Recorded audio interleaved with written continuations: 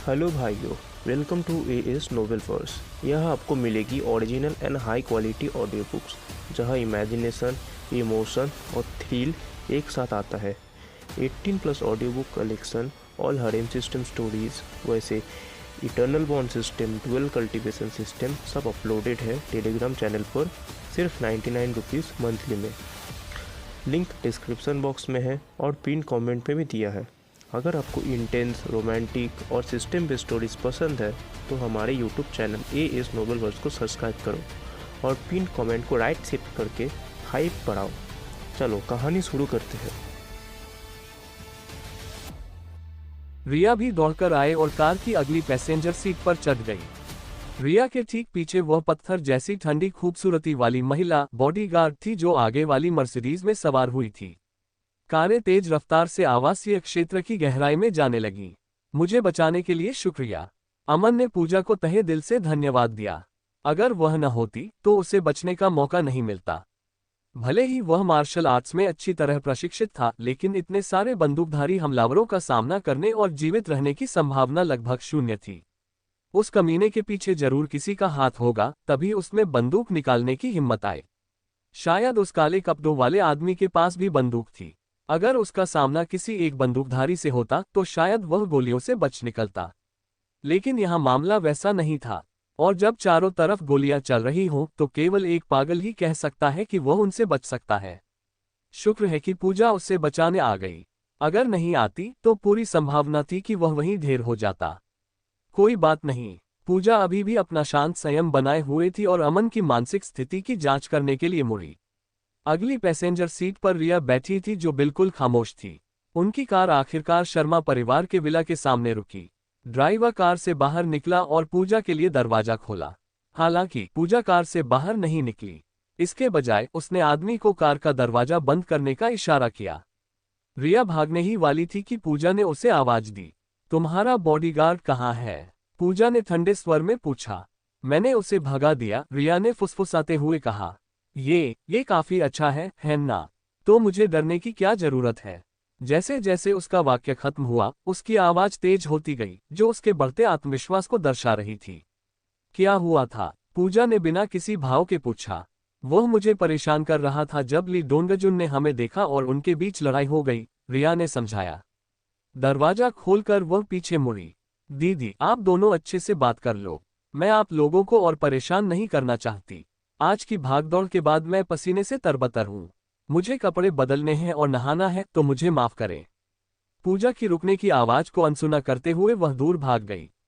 क्या तुम्हें मुझसे कोई जानकारी चाहिए? अमन ने पूजा से रूखे लहजे में पूछा।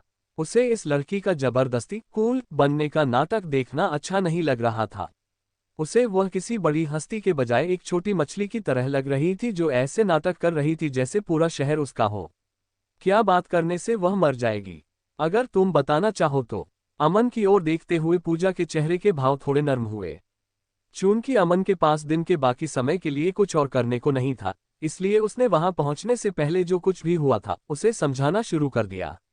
इसमें यह भी शामिल था कि कैसे रिया उसे खोजने के लिए सैन्य अभ्यास क्षेत्र में पहुंची थी, कार में बैठने से पहले उनके बीच कैसे तकरार हुई थी, कैसे उसने जानबूझकर उसे बेवकूफ बनाया था और कैसे उसने गुस्से में गलती से उसके शरीर को छू लिया था। इसके बाद वह हिस्सा आया जहां उसने जानबूझकर लापरवाही से गाड़ी चलाई ताकि उसे मोशन सिकनेस जी में चलाना हो जाए। अंत में उसने बताया कि क्या हुआ जब ली डोंगजुन वहां आया। बिना देर किए उसने अपने बॉडीगार्ड को उस आदमी को पीटने का आदेश दिया और स्थिति नियंत्रण से बाहर हो गई। उस पूरे वाकये के खत्म होने के बाद उसने पूजा से पूछा, आखिर वह आदमी कौन था? वह एक बिजनेसमैन है जिसके हमारे परिवार से संबंध हैं। पूजा के जवाब ने अमन को और भी ज्यादा गुस्सा दिला दिया। क्या वह और भी अस्पष्ट हो सकती थी? क्या बेहतर समझ के लिए थोड़े और विवरण देने से उसका दिमाग खराब हो जाता? पूजा ने अमन की निगाहों के पीछे छिपे गुस्से को भांप लिया, लेकिन उसने उसे अनदेखा करना ही चुना। यह मामला रिया की लापरवाही का नतीजा था। अब से हमारा परिवार इसकी जिम्मेदारी लेगा, इसलिए तुम्हें इस मामले में आगे दखल देने से बचना चाहिए। मैं क्यों न दूं? अमन का गुस्सा आखिरकार फूट पड़ा।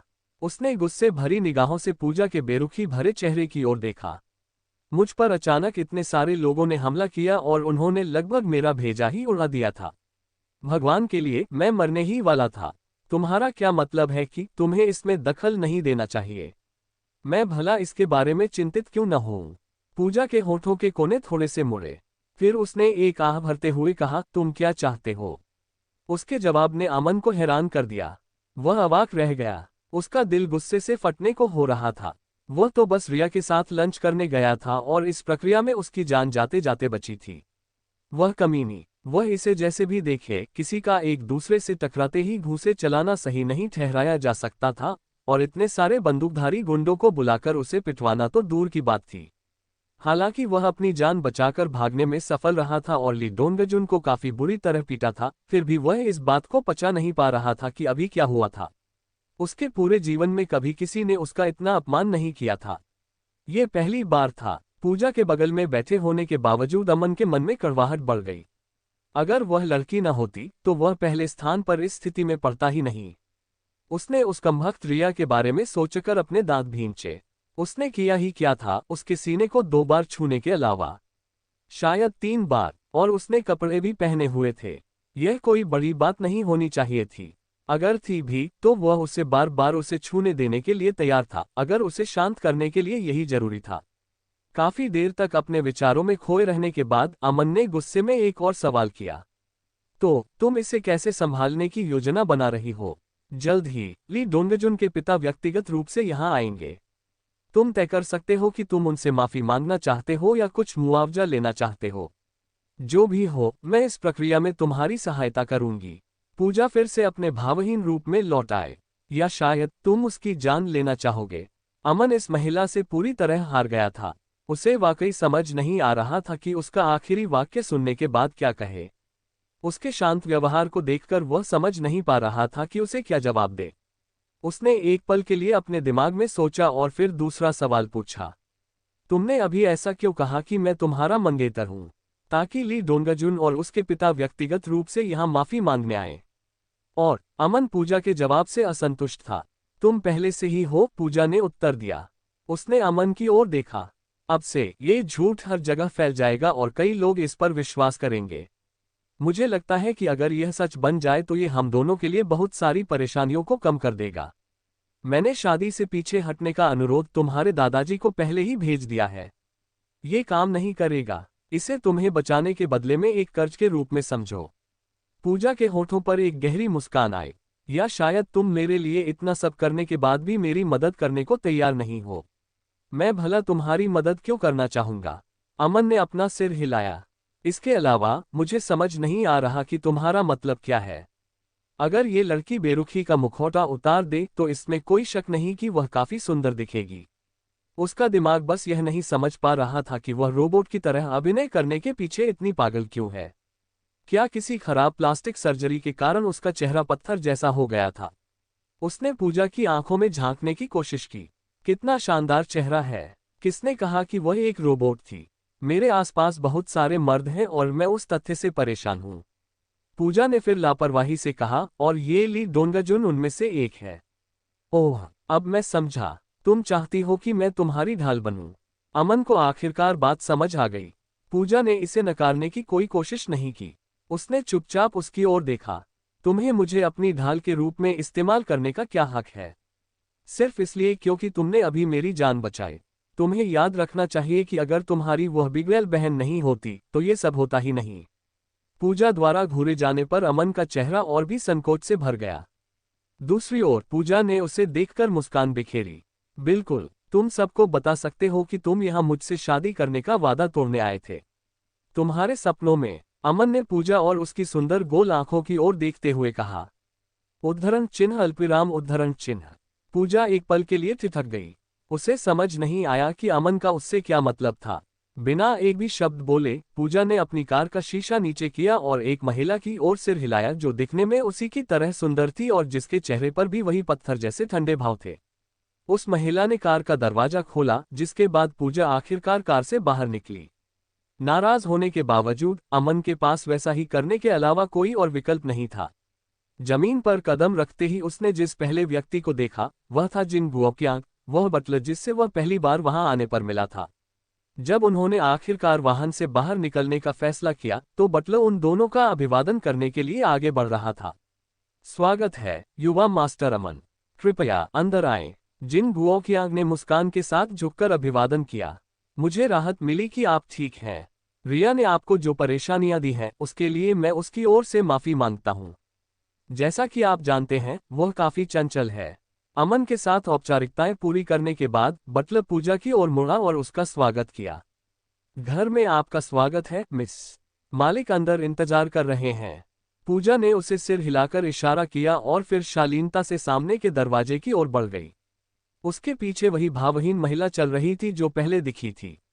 अमन ने जानबूझकर अपने कदम धीमे कर दिए ताकि उनके और अपने बीच एक महत्वपूर्ण अंतर बन जाए। फुसफुसाते हुए उसने जिन गुओकियांग से पूछा, चाचा कियांग, क्या दादाजी को उस घटना के बारे में पता है जो अभी हुई थी? हाँ, जिन गुओकियांग ने सिर हिलाया। मालिक ने बड़ी बिटिया पूजा को इस मामले को सुलझाने का आदेश दिया है। निश्चिंत रहें, यह मामला बहुत जल्द शांत हो जाएगा। भविष्य में ली परिवार भी आपको परेशान नहीं करेगा। कुछ ही देर में वे माफी मांगने के लिए यहाँ आ रहे होंगे। उनकी वजह से मेरा भेजा फर्श पर बिखरने ही वाला था, अमन ने गुस्से में फुसफुसाते हुए कहा। अगर मैं सच में उनकी वजह से मर जाता तो मेरा पूरा जीवन पूरी तरह व्यर्थ चला जाता। जब अमन के मन में अपने दादाजी के विचार आए, जिन्होंने उसे आज जैसा है वैसा बनाया था, तो वह और भी अधिक क्रोधित हो गया। उसने सोचा कि अगर वह सच में मर गया होता तो उसके दादाजी की क्या प्रतिक्रिया होती। अमन को इस बात का यकीन था कि खबर सुनते ही दादाजी का दिल टूट जाएगा। इसलिए न केवल उस ली डोंगजुन कमीने के लिए बल्कि उस कमबख्त रिया के लिए भी उसके मन में नफरत बढ़ गई। अमन के चेहरे पर गुस्सा देखकर जिन गुओकियांग हैरान रह गए। अंत में क्या कहना है समझ न आने पर बटलर ने अपना मुंह बंद रखा। ड्राइंग रूम में प्रवेश करते ही वे पूजा को शर्मा जी ओयांग लिंगयुन से बात करते हुए सुन सकते थे। उसकी पार्टनर एक और बर्फ की मल्लिका सुंदर पर ठंडी महिला थी। उनकी पूरी बातचीत के दौरान उस महिला की आंखों में कोई भाव नहीं थे और वे उसके सामने फर्श पर टिकी हुई थी। अमन को आते देख पूजा ने अपनी बातचीत रोकी और दूसरी लड़की को आदेश दिया, काव्या तुम पहले बाहर जाओ। जी बड़ी बिटिया, लड़की का जवाब आया। फिर वह लड़की शर्मा जी की ओर मुस्कुराए और अमन की तरफ देखे बिना कमरे से बाहर निकल गई। मेरी सहायक काव्या, पूजा ने समझाया। संक्षेप में रुकते हुए उसने आगे कहा, मेरे दादाजी को इस मामले की सूचना दे दी गई है। जल्द ही पिता और पुत्र अपनी गलतियों के लिए माफी मांगने आएंगे और परिणाम स्वरूप मुआवजा दिया जाएगा। अमन, मुझे खेद है कि तुम्हें इस तरह से झकझोर दिया गया। शर्मा जी ने अमन की ओर माफी भरी मुस्कान के साथ देखा। रिया को आज तुम्हें रात का खाना खिलाने दो। मैंने वास्तव में ऐसी घटना होने की भविष्यवाणी नहीं की थी। तुम जिस दौर से गुजरे हो उसके लिए मैं वास्तव में दुखी हूँ। भगवान का शुक्र है कि तुम ठीक हो। अगर नहीं होते तो मुझे नहीं पता कि मैं तुम्हारे दादाजी से क्या कहता। दादाजी, ये सब रिया की करतूत थी, पूजा ने बातचीत के बीच में कहा। मैं रिया से भी तुमसे माफी मंगवाऊंगा। वैसे ही वह मुआवजे के एक हिस्से के लिए भी जिम्मेदार होगी। शर्मा जी अमन के लिए बुरा महसूस कर रहे थे और यह उनके झुर्रियों वाले चेहरे पर साफ दिखाई दे रहा था। ली परिवार कई सालों से हमारा भागीदार रहा है। हमारा रिश्ता अधिकांश भाग के लिए काफी अच्छा रहा है। यदि संभव हो तो मुझे आशा है कि तुम इसे जाने दोगे। कृपया उनका मुआवजा स्वीकार करें। इस बूढ़े आदमी का मान रख लो। चूंकि शर्मा जी ने इसे इतनी स्पष्टता से कहा था, अमन ने उनके अनुरोध से सहमत होना अपना कर्तव्य समझा। अनिच्छा से मुस्कुराते हुए उसने उत्तर दिया, ठीक है, जो हुआ सो हुआ। फिर भी उसने खुद को भविष्य में ऐसी परेशानी वाली घटनाओं से बचाने के लिए जितना हो सके शर्मा परिवार से बचने का मन बना लिया। उसने आज लगभग अपनी जान गंवा दी थी। भगवान जाने भविष्य में क्या होगा। साथ ही अगर मार्शल आर्ट्स में उसकी महारत नहीं होती तो रिया के छोटे से मजाक ने उसे निश्चित रूप से गहरी मुसीबत में डाल दिया होता। बढ़ती व्याकुलता के कारण अमन ने बाद में जो खाना खाया वह पानी के गिलास जैसा बेस्वाद था। शर्मा परिवार द्वारा तैयार किए गए शानदार भोज के बावजूद अमन को उसका एक निवाला भी खाने की भूख नहीं थी। वहां शर्मा जी और दोनों बहनों पूजा और रिया के अलावा कोई और खाना नहीं खा रहा था। शर्मा परिवार काफी बड़ा परिवार था। पूजा के पिता के कई भाई थे। हालांकि हवेली में रहने वाले एकमात्र सदस्य शर्मा जी ओयांग लिंगयुन की थे। परिवार के अधिक वरिष्ठ सदस्यों के अपने घर कहीं और थे और दोनों बहनों के भी। भोज के दौरान शर्मा जी ही सबसे अधिक बात कर रहे थे, जबकि दोनों बहनें अधिकांश समय बिल्कुल चुप रहीं। अमन भी केवल बेतरतीब जवाब देने में ही सफल रहा। रिया को उसके दादाजी और बहन दोनों ने डांटा था और इसलिए अमन के प्रति उसकी नफरत और बढ़ गई।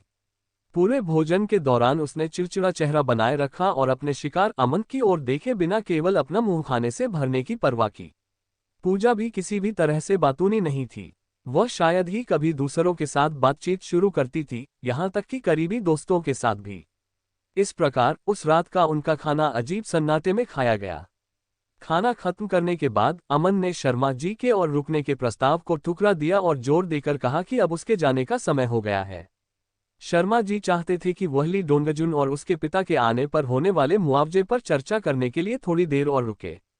हालांकि अमन के चेहरे के हाव भाव और उसके जाने के आग्रह को देखकर उनके पास उसके अनुरोध को मानने के अलावा कोई चारा नहीं था। मैं तुम्हें घर छोड़ देती हूँ, पूजा ने प्रस्ताव दिया। वह चाहती थी कि रिया भी साथ चले। छोटी बहन ने शुरू में इस सुझाव का विरोध किया क्योंकि वह अमन की उपस्थिति में नहीं रहना चाहती थी, लेकिन अंत में वह अपनी बहन के डरावने व्यवहार के आगे झुक गई।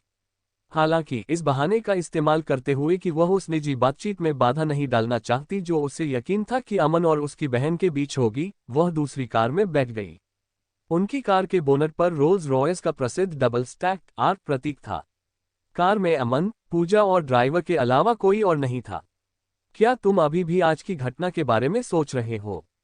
पहली बार पूजा ने बातचीत शुरू करने का फैसला किया था। पीछे बैठने वाले हिस्से और ड्राइवर की सीट के बीच एक साउंड प्रूफ बैरियर लगा हुआ था ताकि कोई बाहरी व्यक्ति उनकी बातचीत को न सुन सके। अमन की आंखें जो मूल रूप से खिड़की से बाहर देख रही थी, उसने पूजा की ओर एक सरसरी निगाह डाली और उसके चेहरे पर एक मुस्कान आ गई। अब बात खत्म हो गई है। मैं इसके बारे में बात नहीं करना चाहता। बेशक मैं इसके बारे में सोच रहा हूँ, उसने सोचा। वह कोई संत नहीं था। अपनी जान लगभग गंवा देने के बाद ऐसा नहीं था कि वह इसे ऐसे ही टाल दे जैसे कुछ हुआ ही न हो। दयालुता और घृणा के बीच अंतर करना उसके जीवन की व्यक्तिगत नीति थी। तुमने अभी भी इसे जाने नहीं दिया है। अमन चुपचाप खिड़की से बाहर देखता रहा। खिड़की के बाहर शहर की नियॉन लाइटें चमक रही थीं। रात के समय शहर का नजारा इतना खूबसूरत था कि उसे देखना मंत्रमुग्ध कर देने वाला था। अमन का एक भी शब्द बोलने का मन नहीं हुआ। उसे छोटे से गांव में अपने जीवन की थोड़ी याद आई। दादाजी के पास ही वह जगह थी जहां उसने वास्तव में घर जैसा महसूस किया था। जब से वह यहाँ येनचिंग आया था, उसे केवल एक सुन्न कर देने वाले अकेलेपन का एहसास हुआ था। यह महसूस करते हुए कि अमन उसके शब्दों का जवाब नहीं देने वाला है, पूजा ने बोलना बंद कर दिया। वे दोनों चुपचाप यात्रा करते रहे। यूनिवर्सिटी के पास एक जगह पर उसने ड्राइवर को कार रोकने का आदेश दिया। उसने बड़े कदमों से जाने से पहले पूजा को एक साधारण विदाई दी। अमन के उतरने के बाद पूजा की कार तुरंत आगे नहीं बढ़ी। इसके बजाय उसने रिया को पास बुलाया। कुछ मिनटों के बाद रिया उसके बगल में बैठी थी। दीदी, मुझे खुद ही अंदर जाने दो। ये यहाँ से केवल कुछ 100 मीटर की दूरी पर है, रिया ने धीमी आवाज में मिन्नत की। चीजों को जल्दी करने की जरूरत नहीं है। पूजा ने अपनी बहन की आंखों में ठंडी निगाहों से देखा। चेहरे पर बिना किसी भाव के उसने कहा, मुझे आज वास्तव में जो कुछ भी हुआ उसका एक एक विवरण बताओ। अपनी बहन के गुस्से के डर से रिया ने आज एक के बाद एक हुई घटनाओं को समझाते समय झूठ बोलने की कोशिश भी नहीं की। इसमें यह भी शामिल था कि उसने अमन के साथ कैसे मजाक किया और कैसे उस कमीने ने उसका फायदा उठाया। अपनी बात को पुख्ता करने के लिए उसने पूजा के सामने एक दयनीय चेहरा बनाया। दीदी, वह अनैतिक आदमी मेरा फायदा उठा रहा था। मैं उस बात से नाराज थी। पूजा ने अपने बर्फीले भाव बनाए रखे। क्या तुम्हारे दिमाग में कभी यह बात आई कि आज की तुम्हारी हरकतों का हमारे परिवार पर क्या परिणाम हो सकता है? रिया ने अपना बचाव करने के लिए बहाना बनाने की पूरी कोशिश की। लेकिन दीदी, मैंने कभी नहीं सोचा था कि यह इस तरह बदल जाएगा। वह ली डोंगजुन एक सुअर है।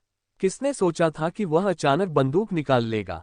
अगर वह आदमी ली डोंगजुन के बॉडीगार्ड द्वारा मारा जाता तो सुबह तक न केवल ली डोंगजुन और उसका बॉडीगार्ड मर चुके होते, बल्कि हमारा पूरा परिवार भी कुचल दिया जाता।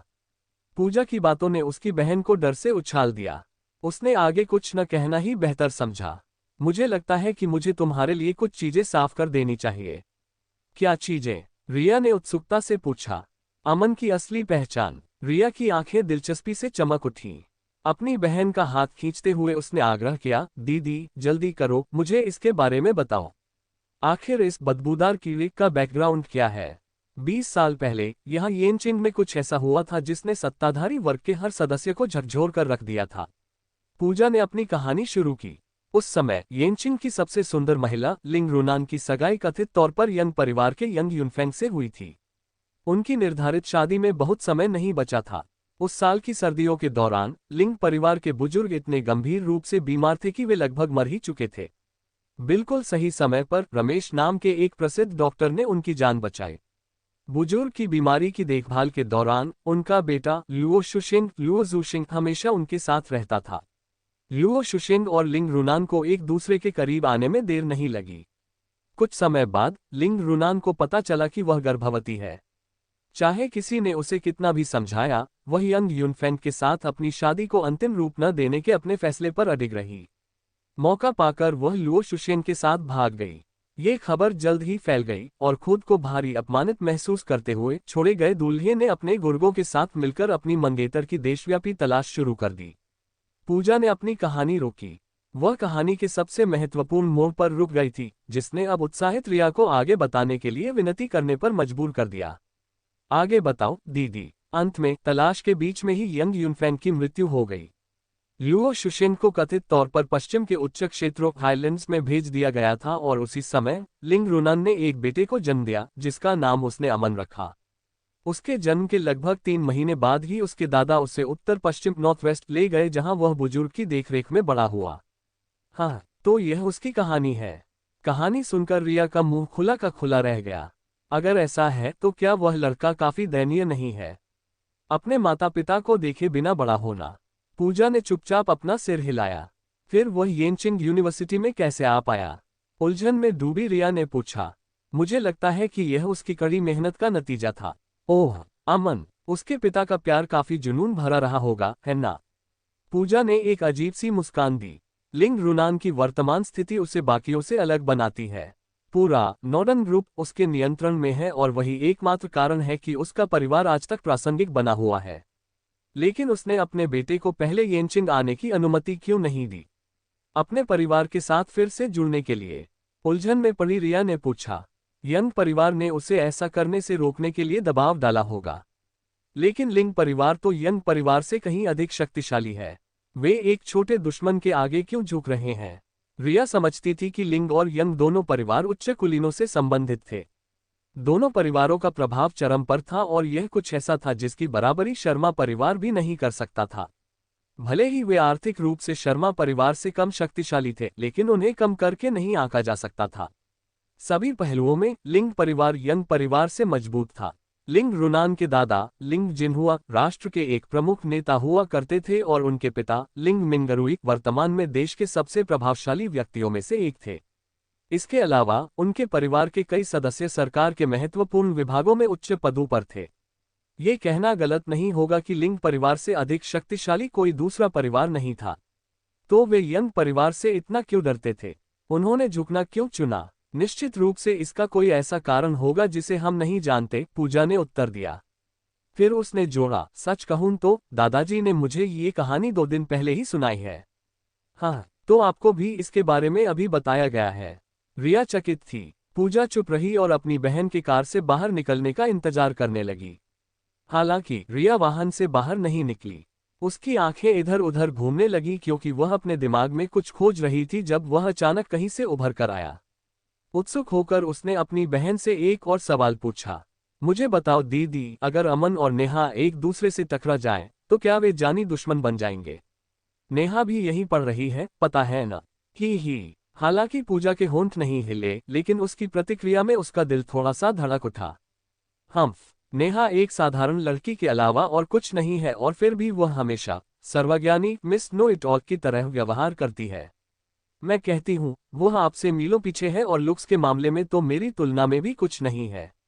निश्चिंत रहें, मैं जल्द ही मिस येनचिंग यूनिवर्सिटी का खिताब अपने नाम कर लूंगी। मुझे सच में उम्मीद है कि वे किसी दिन एक दूसरे से टकराएंगे। फिर उनके बीच झगड़ा होना चाहिए। ये निश्चित रूप से जीवन में एक बार दिखने वाला तमाशा होगा। उस समय रिया शरारत से मुस्कुरा रही थी क्योंकि वह अपनी अराजक योजनाओं के बारे में सोच रही थी। नेहा यंग परिवार की राजकुमारी थी और यंग युनफेंग के भाई यंग युनिलिंग की बेटी थी। पूजा की तरह उसे भी कई लोगों द्वारा येनचिंग की सबसे सुंदर लड़की घोषित किया गया था। वास्तव में बहुत से लोग नेहा और पूजा को येनचिन के जुड़वा मोती, ट्विन पर्ल्स ऑफ येनचिन कहते थे, जो ये दर्शाता था कि वे सुंदरता के मामले में कितनी बराबर थीं। खैर, मुझे उम्मीद है कि वे एक दूसरे से न टकराएं। कम से कम आने वाले 2 सालों तक तो नहीं, पूजा ने लापरवाही से कहा। दीदी, आप ऐसा क्यों सोचती हैं? मुझे मत बताना कि आप डर रही हैं कि। रिया के चेहरे पर हैरानी के भाव आए और वह रहस्यमय तरीके से अपने वाक्य के बीच में ही रुक गई। पूजा के होंठ एक जादुई मुस्कान में मुड़ गए। रिया ये देखकर घबराने लगी। इसके बावजूद उसे समझ नहीं आया कि स्थिति को संभालने के लिए और क्या कहा जाए। अगर लिंग रुनान को आज की घटना के बारे में बताया गया तो वह निश्चित रूप से इस बारे में खुश नहीं होगी। पूजा के हाव भाव थोड़े नर्म हो गए। यह एक चमत्कार है कि वह बिना किसी खरोंच के बच गया। अब से मैं चाहती हूं कि तुम उससे दूर रहो। उसे परेशान करना बंद करो, ठीक है? ठीक है, मैं समझ गई। रिया ने मुंह फुलाया। हालांकि वह अभी भी जो हुआ था उसके बारे में कड़वाहट महसूस कर रही थी, फिर भी उसने वादा किया। मैंने कभी उम्मीद नहीं की थी कि वह इतने शक्तिशाली परिवार से आता होगा, पूजा ने आह भरी। वह स्पष्ट रूप से आश्चर्यचकित लग रही थी। इसके अलावा वह अच्छी तरह जानती थी कि ली डोंगजुन का बॉडीगार्ड क्या करने में सक्षम था।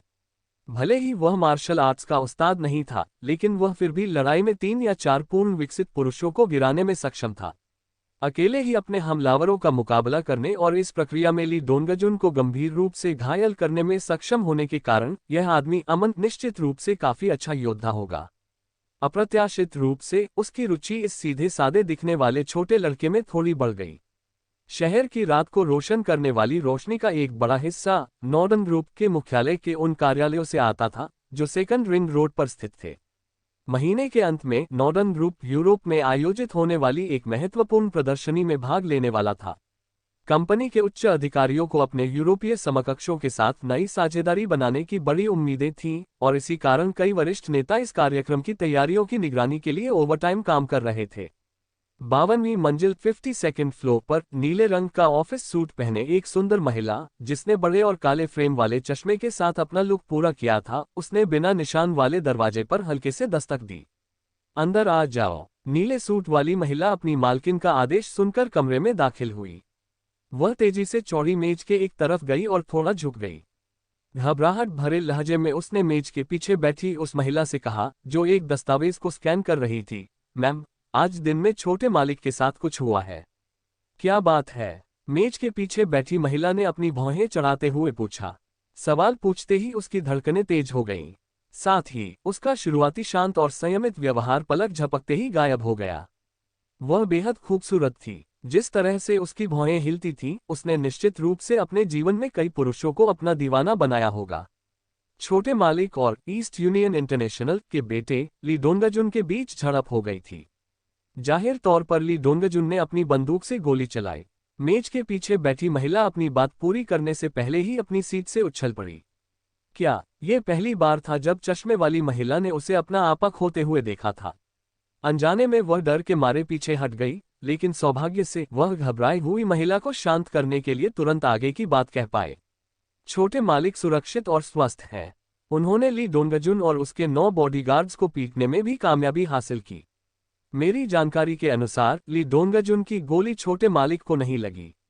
झड़प शुरू होने के कुछ ही देर बाद पूजा मौके पर पहुंच गई थी और नतीजतन वो छोटे मालिक को सुरक्षित स्थान पर ले गई। तड़ाक! एक चाय का कप, जो अभी भी ऊपर तक भरा हुआ था, दीवार से टकराया और हजारों टुकड़ों में बिखर गया, जो फर्श पर इधर उधर गिर गए। फर्श से भाप उठने लगी क्योंकि खौलता हुआ तरल पूरे कमरे में फैल गया था। दीवारें भी नहीं बची, जैसा कि उन पर बिखरे पानी के धब्बों से जाहिर था।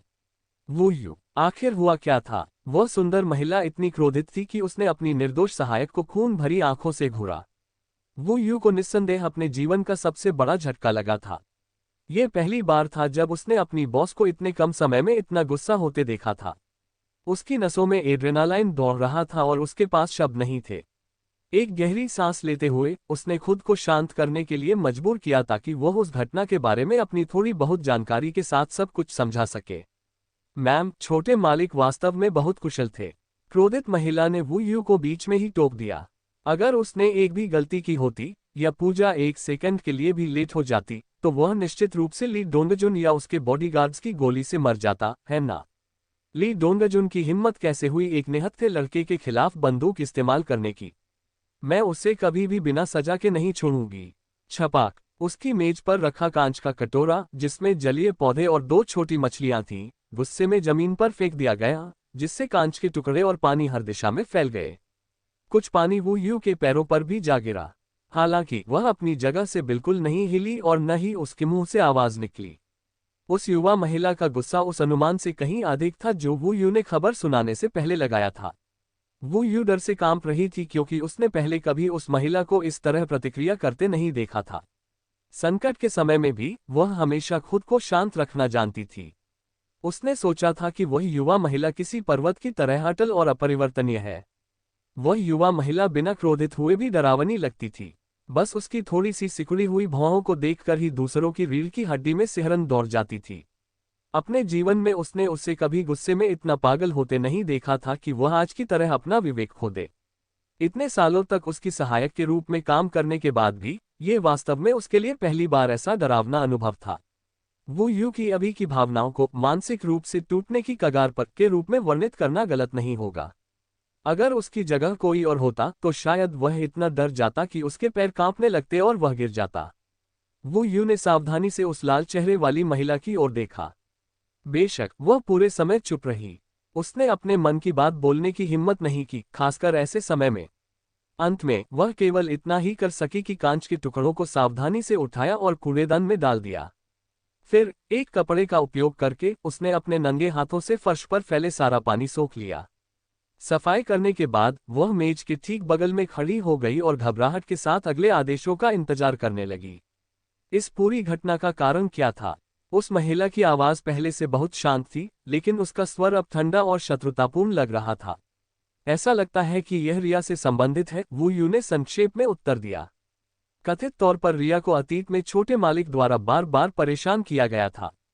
फिर वह ली डोंगजुन से मिली, जो उसमें दिलचस्पी रखता है। उन दोनों ने मिलकर छोटे मालिक से बदला लेने की साजिश रची, इसलिए ये लड़ाई हुई। वह महिला कुछ देर तक सोच में डूबी रही और फिर बोली, मैं तुरंत पूजा से मिलना चाहती हूँ। मैं आज रात तक उससे मिलना चाहती हूँ, साथ ही मुझे ली डोंगजुन की जान चाहिए। जो कोई भी उसकी जान को खतरा पहुंचाने की हिम्मत करेगा, मैं उसे नहीं छोड़ूंगी। जो कोई भी उसे चोट पहुंचाने की हिम्मत करेगा, उसे जीने का अधिकार नहीं रहेगा। समझ गई, मैम। वू यू की रीढ़ में एक सिहरन दौड़ गई और वह सिर झुकाकर कमरे से बाहर निकल गई। पिछले 2 दिनों में अपने दादाजी शर्मा जी ओयांग लिंगयुन ने उसे जो बताया था, उस पर चर्चा करने के बाद रिया कार में ही बैठी रही। उसका जिज्ञासु मन उसे अमन के बैकग्राउंड के बारे में पूजा से पूछने के लिए उकसाता रहा। हालांकि पूजा को कहानी सुनाने में कोई दिलचस्पी नहीं थी। वास्तव में वह अपनी बहन द्वारा पूछे जा रहे सवालों की अंतहीन श्रृंखला से परेशान थी।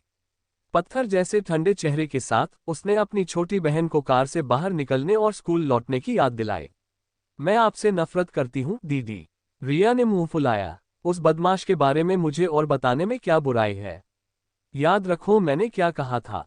अब से उसे और कोई परेशानी मत देना, और उसके खिलाफ बदला लेने के लिए किसी और का इस्तेमाल करने के बारे में सोचना भी मत। पूजा ने अपनी 2 उंगलियां दिखाते हुए अपनी छोटी बहन को चेतावनी दी। ये पहले ही 2 बार हो चुका है। मैं तीसरी बार इसी मामले से नहीं निपटना चाहती। ठीक है, मैं समझ गई। रिया ने अपना सिर झुकाया और कार से बाहर जाने के लिए तैयार हुई। तभी पूजा की सहायक काव्या अपनी गाड़ी से बाहर निकली और उनकी ओर चल दी। कार के पास पहुंचते ही उसने अपना फोन हिलाना शुरू कर दिया। मैम, नॉर्डन ग्रुप की प्रेसिडेंट की सहायक मिस वू यू फोन पर हैं, काव्या ने पूजा की कार का शीशा नीचे होते ही कहा। फिर उसने उसके कान में फुसफुसाकर कहा, वह आपको तत्काल खोज रही हैं।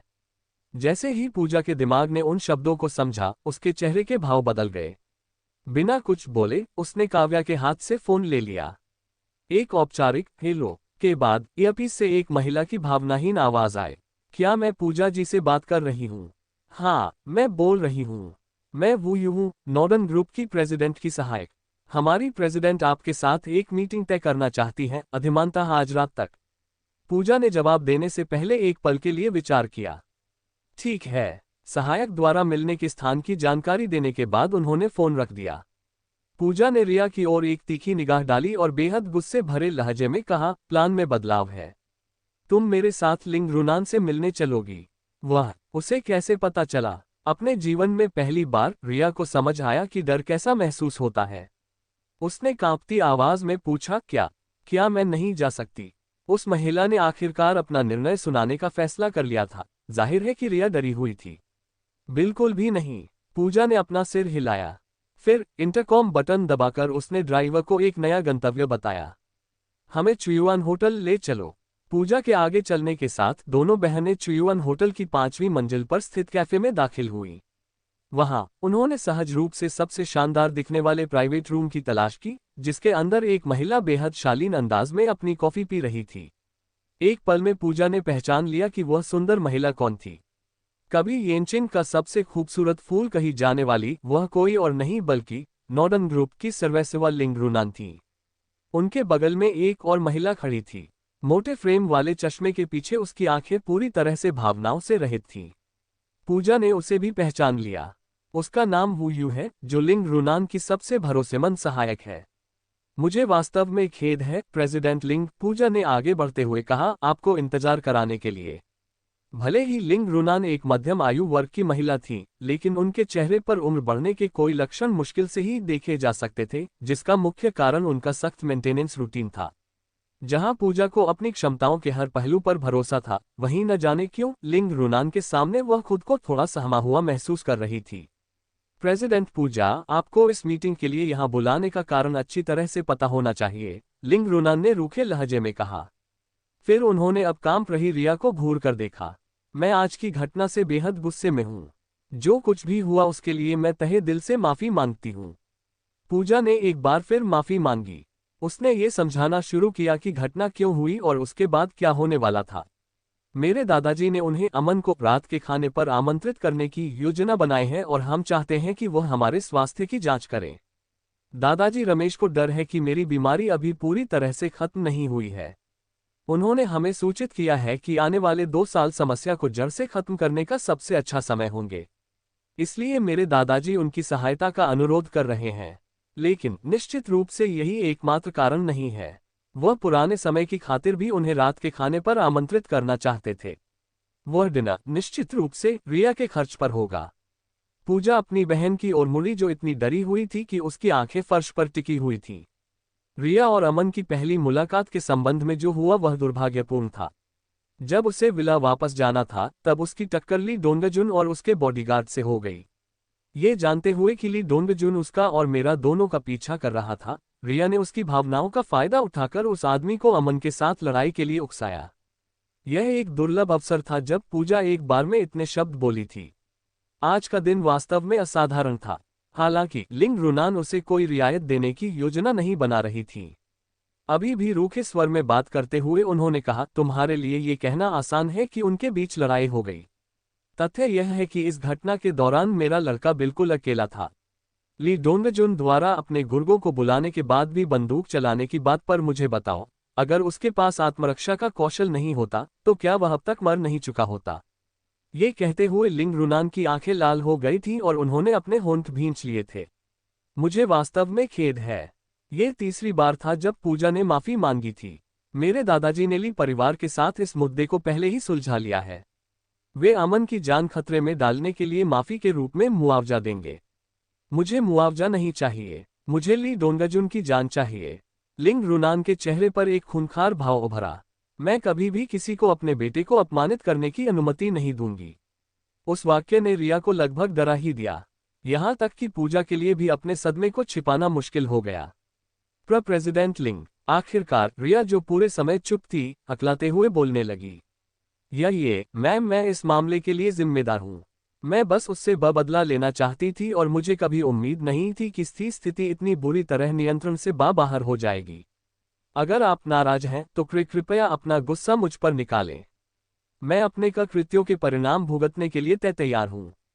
अगर उसका खून हो जाता तो तुम्हें क्या लगता है मुझे क्या करना चाहिए था? हाँ, मुझे बताओ, तुम्हें क्या लगता है मैं क्या करती? लिंग रुनान ने अपनी भावनाओं पर काबू पाने की पूरी कोशिश की और एक शिकारी की आंखों से दोनों बहनों को घूरा। 20 साल बीत चुके हैं और बहुत कोशिशों के बाद मैं आखिरकार उसे येनचिंग वापस ला पाई हूँ। तुम बेकाबू लोगों ने मेरे लड़के को देखने का मौका मिलने से पहले ही उसे मार डाला होता। कान खोलकर सुन लो, अगर उसे कुछ बुरा हुआ तो तुम दोनों को उसके साथ ही दफना दिया जाएगा। मैं इसकी गारंटी दे सकती हूँ। लिंग रुनान के शब्दों ने पूजा की भी रीढ़ में सिहरन पैदा कर दी। अनुभवहीन रिया की तो बात ही छोड़िए। तभी पूजा की सहायक काव्या हाथ में फोन लेकर कमरे में आए और कहा कि यह उसके लिए शर्मा जी ओयांग लिंगयुन का फोन है। कॉल अटेंड करने से पहले पूजा ने अनुमति ली। फिर वह लिंग रुनान की ओर मुड़ी। मेरे दादाजी आपसे बात करना चाहते हैं। उस क्षण पूजा का सारा अहंकार हवा में गायब हो गया था। लिंग रुनान के सामने खड़े होकर वह केवल चुपचाप अपना सिर झुका सकती थी, जैसे कोई छात्रा अपने शिक्षक द्वारा बुरी तरह डांटी जा रही हो। हालांकि उसे इस तरह नीचा दिखाए जाने पर कड़वाहट महसूस हो रही थी, लेकिन उसने भागना नहीं चुना।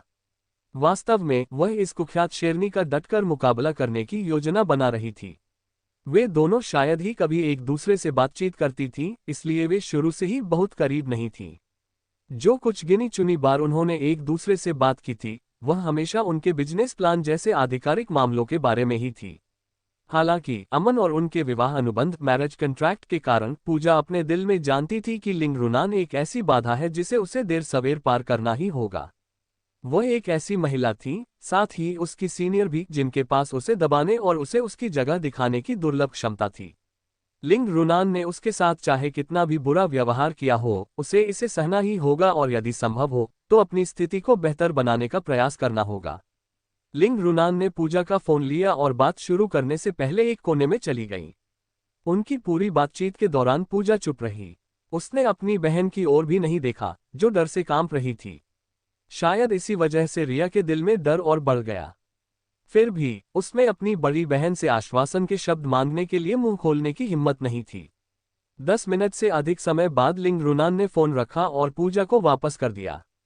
ये देखते हुए कि लिंग रुनान अब पहले की तरह शत्रुतापूर्ण नहीं थी, पूजा ने राहत की सांस ली। तुम इस मामले में मेरे लड़के से सलाह लोगी। अगर वह इसे जाने देने के लिए सहमत होता है तो मैं उसका फैसला स्वीकार कर लूंगी, लिंग रुनान ने सीधे पूजा की आंखों में देखते हुए कहा। हालांकि अगर वह ली डोंगजुन को माफ न करने का विकल्प चुनता है तो मैं उसकी इच्छा पूरी करूंगी, चाहे वह ली डोंगजुन की मौत हो या तुम दोनों का अंत। पिछली बार जब अमन की स्कूल में लड़ाई हुई थी तो लिंग रुनान ने वू यू को व्यक्तिगत रूप से हस्तक्षेप करने का आदेश दिया था। आज की घटना कई गुना अधिक गंभीर थी, यही वजह थी कि वह अब इस घटना से आंखें नहीं मूंद सकती थी। लिंग रुनान पहले कभी इतनी क्रोधित नहीं हुई थी, यहाँ तक कि उन्होंने उस व्यक्ति को जान से मारने की धमकी दे दी जिसने उनके बेटे पर उंगली उठाने की हिम्मत की थी। लिंग रुनान के शब्दों और उनकी चुभती निगाहों ने पूजा को बेहद असहज कर दिया। फिर भी उसके पास बुदबुदाते हुए जवाब देने के अलावा कोई और विकल्प नहीं था। मैं इस मामले में उससे सलाह लूंगी। निश्चिंत रहें, उसे इसके लिए पर्याप्त मुआवजा दिया जाएगा। अगर वह फिर भी ली डोंगजुन को माफ करने से इनकार करता है तो मैं व्यक्तिगत रूप से उसे ठिकाने लगाने की जिम्मेदारी लूंगी। बहुत अच्छा, लिंग रुनान ने अपनी सीट से उठते हुए कहा। मैं जा रही हूँ। ध्यान रहे कि मैं तुम्हारी हर हरकत पर लगातार नजर रखूंगी। पूजा और रिया दोनों खड़ी हो गईं। आज वह दिन था जब पूजा आधिकारिक तौर पर लिंग रुनान से मिली थी और यह उसके पूर्ण विनाश के साथ समाप्त हुआ था। कम से कम पूजा को ऐसा ही महसूस हुआ। अब से मैं चाहती हूं कि तुम दोनों उससे दूर रहो। लिंग रुनान दरवाजे की ओर एक कदम बढ़ी और फिर गंभीर चेहरे के साथ पीछे मुड़ी। इससे पहले कि मैं भूल जाऊं, तुम्हें पता होना चाहिए कि मैं तुम्हारी शादी के पूरी तरह खिलाफ हूं। मैं तुम्हें अपनी भविष्य की बहू के रूप में देखने की उम्मीद नहीं करती। तुम मेरे लड़के के लिए उपयुक्त नहीं हो। इस अंतिम वार ने पूजा के चेहरे के भाव एक पल में बदल दिए। लिंग रुनान इससे बेअसर रही। विदाई देने के बाद वह अपनी सहायक वू यू के साथ कमरे से बाहर निकल गई। पूजा तुरंत बाहर नहीं निकली। उसकी बहन उसके बगल में अजीब तरह से खड़ी रही और कमरे में फिर से सन्नाटा छा गया। न केवल वह मुझसे नफरत करता है, बल्कि मैं उसकी मां की स्वीकृति प्राप्त करने में भी विफल रही हूं। क्या मैं सच में इतनी बुरी हूं? पूजा ने अपने चेहरे पर एक अजीब सी मुस्कान के साथ पूछा। ऐसा लग रहा था कि वह रिया की ओर देखते हुए भी खुद से बात कर रही थी। मैं वास्तव में एक असफल इंसान हूं, है ना दीदी? वह इस बारे में पूरी तरह से बदतमीजी कर रही थी। रिया के चेहरे पर असंतोष की शिकन थी और उसने अपनी बड़ी बहन को आश्वस्त करने की कोशिश की। उन्हें हमें इस तरह जज करने का क्या हक है? उन्हें हमारी जान को खतरा पहुंचाने का क्या हक है? उन्हें आपको नामंजूर करने का क्या हक है? हमें उस बिगड़ेल बच्चे की परवाह ही नहीं करनी चाहिए। पूजा के चेहरे पर एक गहरी मुस्कान उभरी। मैं पीछे नहीं हटने वाली। दीदी आप। रिया थोड़ा अवाक रह गई। उसने अपनी बहन को पहले कभी इस तरह प्रतिक्रिया करते नहीं देखा था। येनचिन के उच्च समाज में पूजा का व्यक्तित्व एक रानी के समान था। भले ही उसे और नेहा को येनचिन के जुड़वा मोती कहा जाता था, लेकिन बाद वाली नेहा की लोकप्रियता पूजा की तुलना में कम थी, क्योंकि वह अभी भी एक विश्वविद्यालय की छात्रा थी। पूजा, जिसका वास्तविक दुनिया से अधिक संपर्क था, जहां उसने समाज के कई उच्च पदों पर आसीन लोगों के साथ घनिष्ठ संबंध बनाए थे, प्रतिष्ठा के मामले में नेहा से मीलों आगे थी। बहुत से पुरुष पूजा के चरणों में खुद को न्यौछावर कर देते थे, इस उम्मीद में कि वह उनमें से किसी एक को स्वीकार कर लेगी, लेकिन उनके प्रयास वास्तव में व्यर्थ थे। हालांकि अमन की मां लिंग रुनान का सामना करने के बाद पूजा का गौरव और कद पूरी तरह से चकनाचूर हो गया था। न केवल उसे अमन ने ठुकराया था, बल्कि उसकी मां ने भी उसे अस्वीकार कर दिया था। सड़क पर चलने वाली एक सामान्य लड़की के लिए भी इसे स्वीकार करना कठिन होता। पूजा की तो बात ही छोड़िए, जिसका अहंकार उसके परिवेश द्वारा बढ़ा दिया गया था। इस डर से कि दबाव में उसकी बहन अपनी तर्कशक्ति खो देगी, रिया की चिंता लगातार बढ़ रही थी। हालांकि इससे पहले कि वह फिर से अपना मुंह खोल पाती, पूजा कमरे से बाहर निकल गई। रिया के पास चुपचाप उसके पीछे चलने के अलावा कोई और विकल्प नहीं था। चुयुआन होटल छोड़ने के बाद नॉर्डर्न ग्रुप के मुख्यालय लौटने के बजाय लिंग रुनान सीधे शाही शहर इंपीरियल सिटी के पास स्थित एक कोर्टयार्ड हाउस पारंपरिक आंगन वाला घर की ओर चल दी। वह एक ऑडी A8 में बैठी थी, जो 3 कारों के काफिले के बीच में थी। उनके वाहन के आगे और पीछे चलने वाली दोनों कारें एक ही मॉडल की थीं, दोनों मर्सिडीज S600 थीं। जैसे ही वे परिसर के फाटकों के पास पहुंचे, काफिले की गति धीमी हो गई। वह फाटकों किसी युद्ध के लिए तैयार किले की तरह भारी सुरक्षा से लैस थे। गेट पर पहरा दे रहे एक सशस्त्र पुलिसकर्मी ने बैरियर हटाने से पहले बीच वाली कार को सलामी दी, जिससे उन्हें प्रवेश की अनुमति मिल गई। कारें फिर एक पुराने कोर्टयार्ड हाउस के अहाते में जाकर रुकीं। वो जो अगली पैसेंजर सीट पर बैठी थी, लिंग रुनान के लिए दरवाजा खोलने के लिए जल्दी से कार से बाहर निकली। कार से बाहर निकलने के बाद लिंग रुनान ने अपने कपड़े ठीक किए। शानदार इमारत के सामने खड़े होकर उन्होंने अपनी शांति वापस पाने के लिए कुछ सांसें लीं और फिर धीरे धीरे मुख्य दरवाजे से अंदर की ओर बढ़ीं। ओह, नन्ही नान यहाँ है। अपनी बेटी के आने की खबर सुनकर एक बूढ़ी लेकिन शालीन दिखने वाली महिला मुस्कुराते हुए बाहर आई। तुम्हें देखे हुए कितना लंबा समय हो गया है। क्या तुम्हारा कभी न खत्म होने वाला काम आखिरकार पूरा हो गया? वह कोई और नहीं बल्कि लिंग रुनान की माँ शी एनहुआ जी थी। माँ, मैं यहीं से गुजर रही थी तो सोचा थोड़ी देर के लिए मिल लूं। मैं दादाजी से मिलने आई हूँ, लेकिन मुझे उम्मीद नहीं थी कि आप यहाँ मिलेंगी। जब लिंग रुनान अपनी माँ से बात कर रही थी, तो उनके आसपास का डरावना माहौल गायब हो गया और उनके चेहरे पर एक शुद्ध आज्ञाकारी बेटी की छवि आ गई, जो प्यार से अपनी माँ का हाथ थामे हुए थी। क्या पिताजी भी अंदर हैं? पिछले कुछ दिनों से तुम्हारे दादाजी की हालत सुस्त है, इसलिए तुम्हारे पिता और मैं उन्हें देखने के लिए रोज यहाँ आ रहे हैं। शी एनहुआ जानती थी कि कोई ना कोई ऐसी बात जरूर होगी जिसने उनकी बेटी को यहाँ आने के लिए प्रेरित किया, इसलिए उन्होंने सीधे मुद्दे की बात की। दादाजी और तुम्हारे पिता दोनों अंदर हैं। तुम पहले अंदर जाओ, मैं तुम्हारे लिए कुछ फल काट लाती हूँ। ठीक है, लिंग रुनान ने सिर हिलाते हुए कहा। अपनी माँ का हाथ छोड़कर वो उस कमरे की ओर बढ़ गई जिसकी उन्होंने बात की थी। शाही शहर के पास स्थित यह कोर्टयार्ड हाउस वह स्थान था जहाँ लिंग रुनान के दादा लिंग जिनहुआ रहते थे। इस वर्ष लिंग जिनहुआ 90 वर्ष की परिपक्व आयु के थे। उनका जन्मदिन 2 महीने बाद था और इसलिए लिंग परिवार पुराने बुजुर्ग के 90वें जन्मदिन के भव्य आयोजन की तैयारी कर रहा था। चूंकि लिंग जिनहुआ का स्वास्थ्य बहुत अच्छा नहीं था, इसलिए लिंग रुनान के पिता लिंग मिंगरुई रोज अपने पिता से मिलने आ रहे थे ताकि यह सुनिश्चित हो सके कि उनकी स्थिति स्थिर रहे। लिंग मिंगरुई का कार्यस्थल भी पास में ही स्थित था, जिससे ऐसा करना और भी सुविधाजनक हो गया था। चूंकि लिंग रुनान को उम्मीद थी कि उनके पिता यहाँ होंगे, वह चुयुआन होटल में पूजा से मिलने के बाद सीधे यहाँ आ गई। जब वह कमरे में दाखिल हुई, तब लिंग जिनहुआ अपने बेटे से धीरे धीरे बात कर रहे थे। लिंग जिनहुआ के बाल और उनकी लंबी लहराती दाढ़ी दोनों बर्फ की तरह सफेद थे, हालांकि उनके चमकदार सिर पर केवल कुछ ही बाल बचे थे। उनकी गंभीर रूप से गंजी स्थिति और गिरते स्वास्थ्य ने उन्हें ऐसा बना दिया था जैसे उनकी जीवन शक्ति पूरी तरह से खत्म हो गई हो। उनकी स्थिति का वर्णन एक टिमटिमाती मोमबत्ती के रूप में सबसे अच्छा किया जा सकता था, जो जल्द ही बुझने वाली थी। लिंग मिंगरुई 66 वर्ष के थे। उनका करियर एक बार उस ऊंचाई पर पहुंच गया था जिसकी कोई भी साधारण व्यक्ति अपने जीवन काल में बराबरी करने की उम्मीद नहीं कर सकता था। अपने उच्च सामाजिक पद के कारण उनके व्यक्तित्व से एक शक्तिशाली आभा और निकलती थी जिससे सामान्य लोग उनकी उपस्थिति में घबराहट के कारण पसीने से तरबतर हो जाते थे। बिल्कुल वैसे ही जैसे वह अपनी मां के साथ थी, लिंग रुनान ने अपने पिता से बात करते समय अपना वरिष्ठता का लहजा छोड़ दिया, जो लिंग जिनहुआ के बिस्तर के पास घुटनों के बल बैठे थे। दादाजी, पिताजी, मैं आ गई। लिंग रुनान ने कमरे में प्रवेश करते ही उनका अभिवादन किया। रुनान यहाँ है, लिंग मिंगरुई ने मुस्कुराते हुए अपने पिता को बताया। पिताजी, रुनान आपसे मिलने आई है। क्या आपकी हालत में सुधार हुआ है, दादाजी? लिंग रुनान तेजी से अपने दादा के बिस्तर के पास चली गई और अपने पिता की तरह वह भी घुटनों के बल बैठ गई। अगर आप अस्वस्थ महसूस कर रहे हैं तो आपको डॉक्टर बदलने का आदेश जरूर देना चाहिए। उसकी कोई जरूरत नहीं है। मैं बुढ़ापे से मर रहा हूँ। जल्द ही मुझे दूसरी दुनिया में अपने साथियों से मिलने का मौका मिलेगा। जल्द ही। लिंग जिनहुआ ने हाथ हिलाकर लिंग रुनान को इशारा किया कि वह उनके बारे में ज्यादा चिंता न करे। बीमारी और मृत्यु दोनों जीवन के अनिवार्य सत्य हैं। इसके बारे में हंगामा करना तुम्हारी मेहनत के लायक नहीं है। लेकिन दादाजी, आप बूढ़े नहीं हैं। मुझे विश्वास है कि अगर मैं आपके लिए कोई बेहतर डॉक्टर ढूंढ पाई तो आप फिर से उठ खड़े होंगे। लिंग जिनहुआ ने अपनी पोती को ऐसा व्यर्थ कार्य करने से रोकने के लिए फिर से हाथ हिलाया। रुनान, क्या आज कुछ हुआ है जो तुम यहाँ आए हो? लिंग मिंगरुई अपनी बेटी को इतनी अच्छी तरह जानते थे कि वे लगभग उसका मन पढ़ सकते थे। दादाजी, पिताजी, मैं अमन को अपने साथ रहने के लिए ले आई हूँ।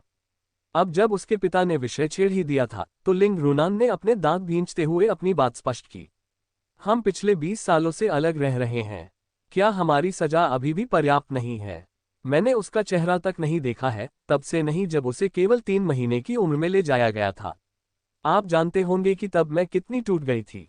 मैं अब और इस तरह नहीं जीना चाहती। मैं इस बात पर अड़ी हूं कि अब से हम साथ रहेंगे। अपनी बात रखते हुए लिंग रुनान के आंसू बेकाबू होकर गालों पर लुढ़कने लगे। बिल्कुल नहीं, लिंग मिंगरुई ने बिना दोबारा सोचे उनके फैसले को खारिज कर दिया। तुमने पहले ही हद पार कर दी है जब तुमने उसे येनचिंग यूनिवर्सिटी में पढ़ने की अनुमति दी। तुम इतनी असंतुष्ट क्यों हो? लेकिन पिताजी, क्या आपको पता है कि मेरा लड़का आज किसी की बंदूक के नीचे मरने ही वाला था? लिंग रुनान अमन से संबंधित किसी भी बात पर अपनी शांति खो देती थी। अगर उसे कुछ बुरा हुआ तो मुझे नहीं लगता कि मैं जी पाऊंगी। एक बाज जिसने हवाओं और तूफानों का सामना किया है, वह निश्चित रूप से सुरक्षित झाड़ी वाली गौरैया की तुलना में ऊंची उड़ान भरेगा, लिंग जिनहुआ ने आंखें बंद करके कहा। लिंग रुनान अपने दादाजी के शब्दों से क्षण भर के लिए स्तब्ध रह गईं। तुम्हारे दादाजी जो कहने की कोशिश कर रहे हैं वह ये है कि बाज को अपनी बाधाओं को खुद पार करना होगा, अन्यथा वह एक झाड़ी वाली गौरैया बनकर रह जाएगा। तुम्हारे उस बेटे को जीवन से बहुत कुछ सीखना है, खासकर उसकी उम्र में। लिंग रुनान खामोश हो गई। वह समझ गई थी कि उनका क्या मतलब है। फिर भी उन्हें उनकी राय गले उतारना नामुमकिन लग रहा था। अपने फैसले पर अड़े रहने की हिम्मत न करते हुए उन्होंने एक और सुझाव दिया।